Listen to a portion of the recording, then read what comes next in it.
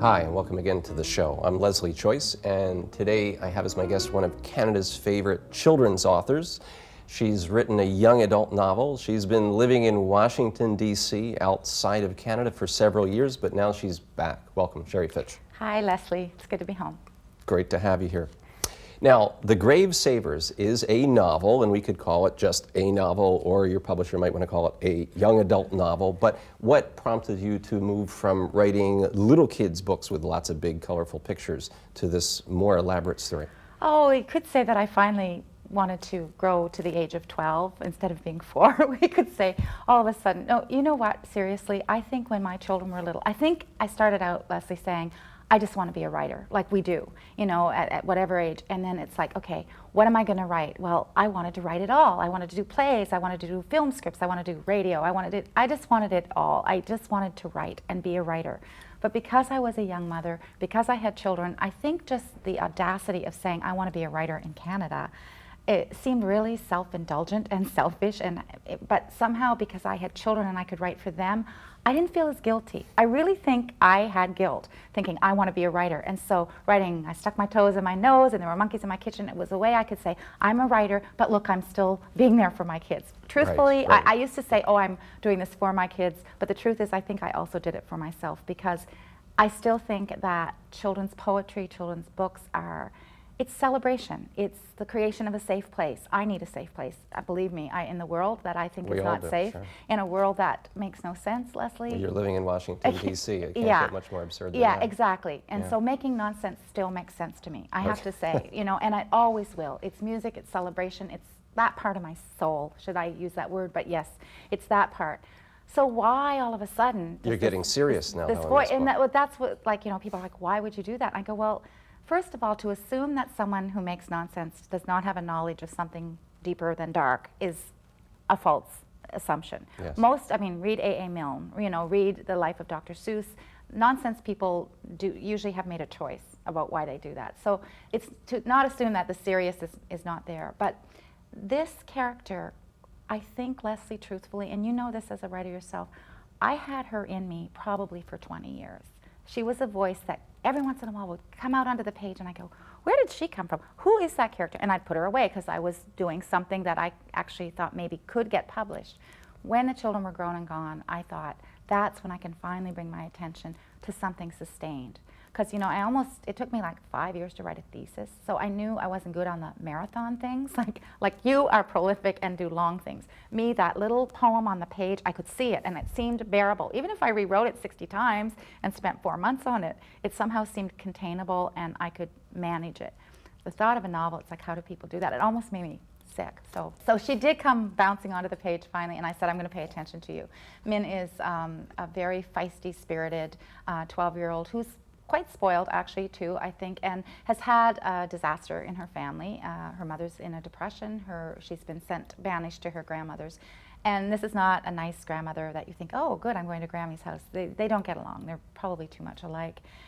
Retired history and geography teacher who lives on the south shore of Nova Scotia. Tell me a bit about the SS Atlantic. I have in my head an image from the London Illustrated News of that time period, those engravings. You probably know the one I mean. Yeah, you know, people clinging to the Courier mast or whatever. One, yeah. This was a big shipwreck, really big, right off the coast of Nova Scotia. This is so exciting to me and get me going, and I'll be obsessed. But the SS Atlantic, it happened on April 1st, 1873. It was the largest marine disaster before the Titanic.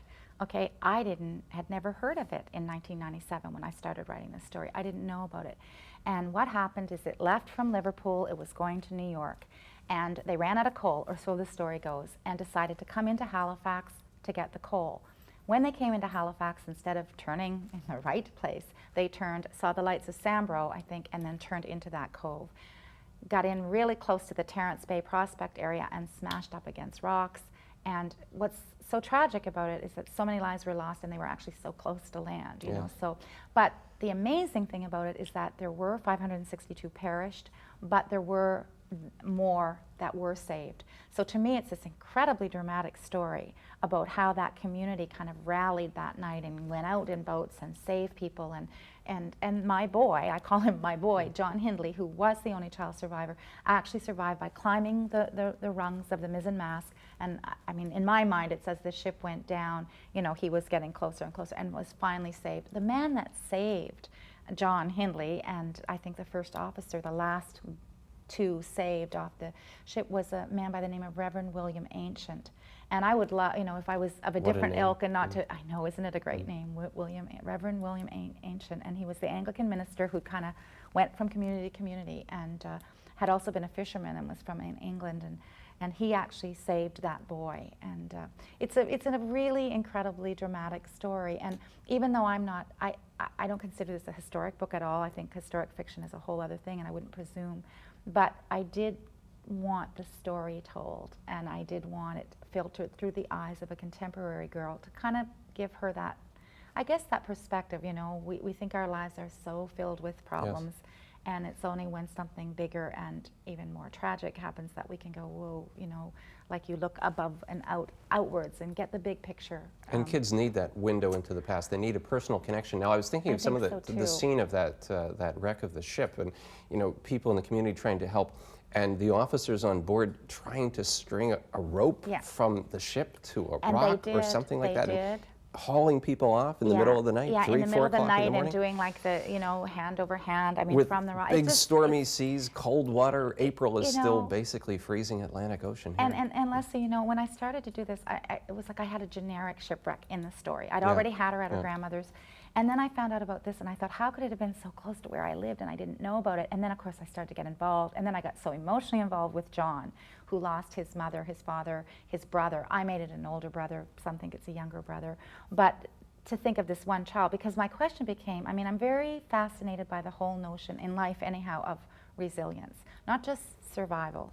I say, why isn't there a word thrival? You know, like, you know, survival is one thing, but, you know, most of us want more than just survival. We would like some thrival in our life, you know. I mean, I know there's no word. I tried to put it in the book. The editor wouldn't let me. No, you're right, or you have a license. You can I got saying it now. Yeah. But, you know, the idea of resilience, of like, what is it that gives us, you know, strength, you know, to go on in the face of great disaster, in the face of great tragedy, in the face of great heartbreak, which is one of the things that my character, Min, is trying to deal with.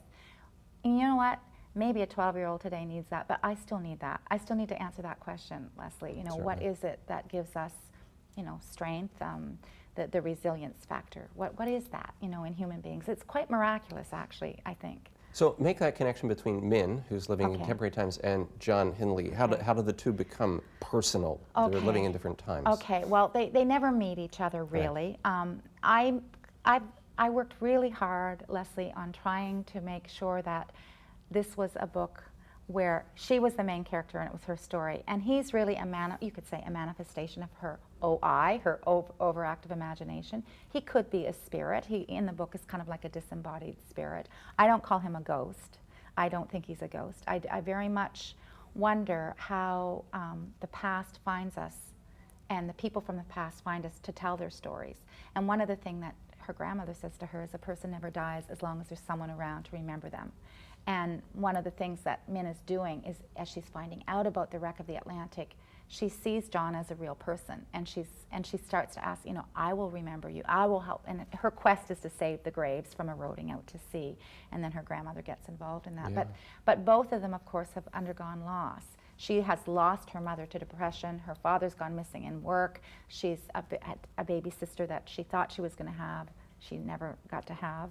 And then she comes across the story of this boy who lost everything. So I think, if anything, it's just about, you know, in light of the past, you know, we can look at our own lives and go, we have a lot to be grateful for. It doesn't mean that we don't feel what we feel, but, you know, big picture perspective, which includes the past. And how do we know who we are unless we know who we were?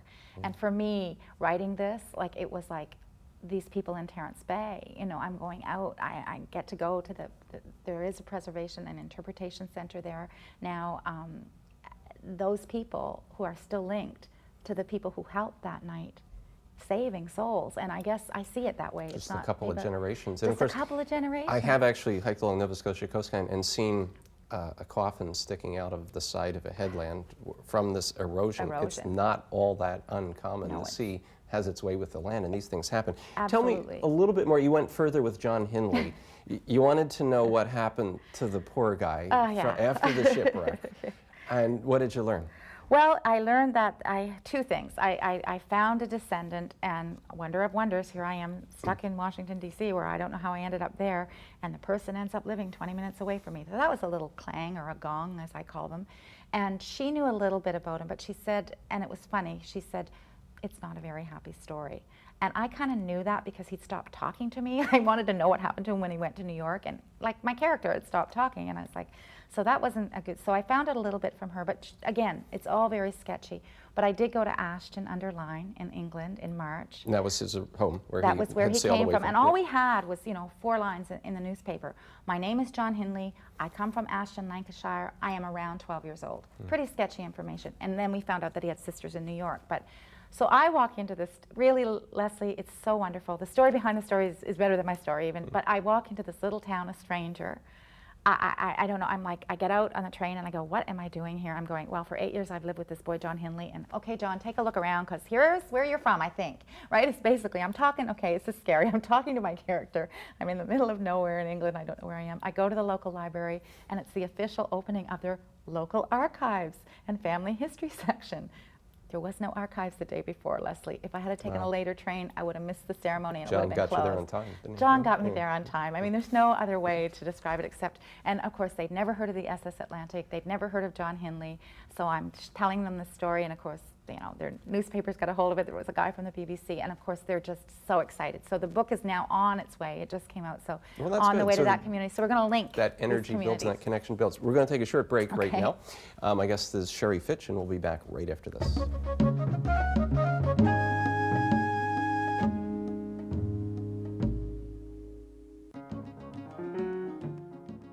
This series is brought to you as a public service by Mount St. Vincent University.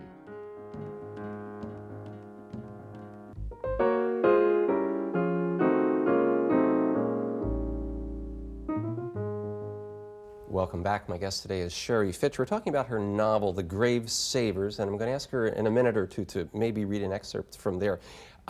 You say that The Gravesavers is a book about grief and loss. What is it that you'd like your readers to take away from that once they've finished? Turn the last page and well, close it. I should kind of qualify that, Leslie, and it's not to contradict you, but like I never said that. Somebody who read the book went, this is an amazing book about loss, and I went, oh, is that what it's about? Because I didn't know that until now.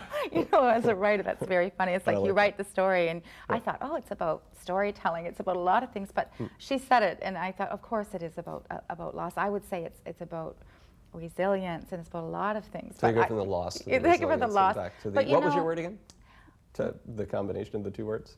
The combination of grief and loss and resilience. Oh, yeah, okay. I don't know what that one is. I don't know. But you know what? I will accept that this is a book. Okay, let's say that it is a book about loss. Okay. I think the thing that I found out, in the writing of it is that there are many kinds of loss, and there are many kinds of ways of dealing with loss. Absolutely. And so it's instead of just loss in general. And I was surprised by that, because there's two things that happen in the book that I can't tell, or it gives away the book. But I thought that I'd taken Min through the stages I wanted her to go through in terms of dealing with loss.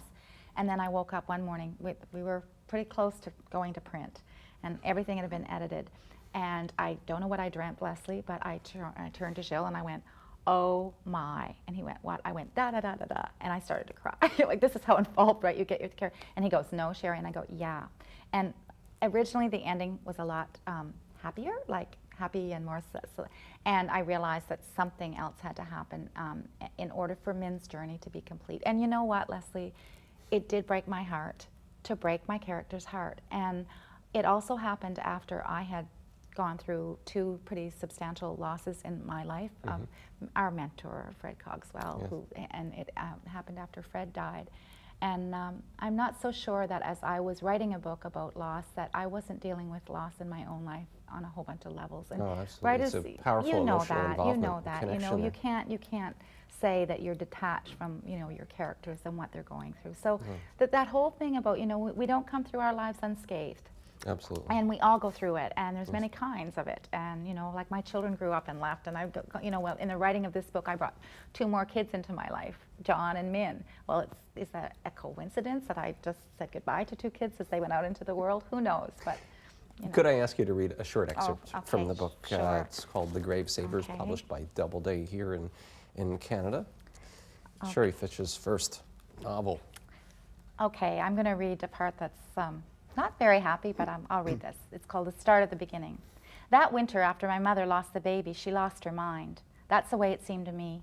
After she came home from the hospital, she went to her bedroom and slept for 2 months solid.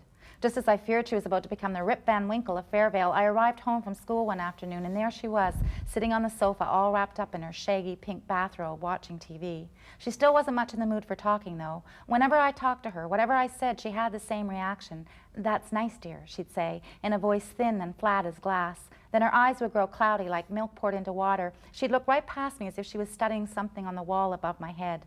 By spring, she sat long hours at the window watching fresh green shoots, tough as knotted knuckles, punch through frozen earth, inch by inch by inch by inch, as if she were watching some prime-time drama on television. But she wouldn't go outside and dig in the dirt like other years. She wouldn't go outside at all.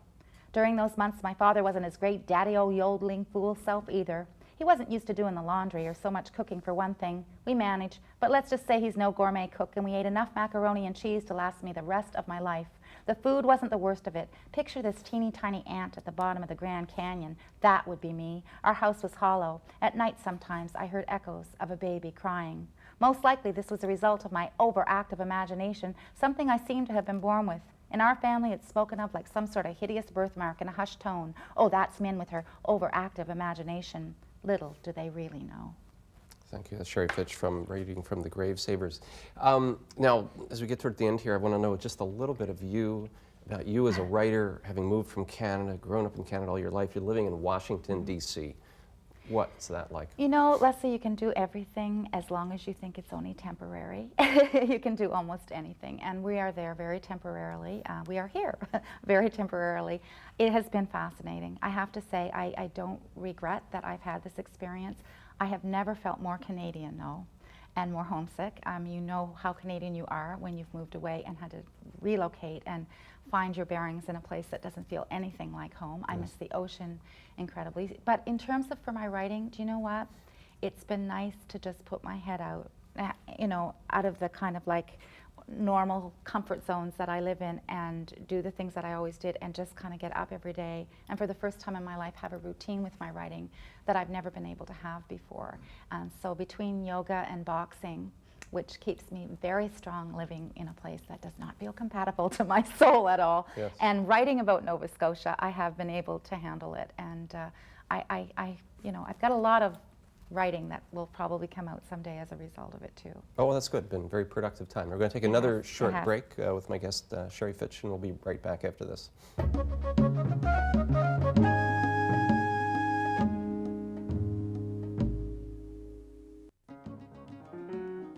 If you'd like more information about this program or any of the courses we offer at a distance, call us or visit our website. We welcome your comments.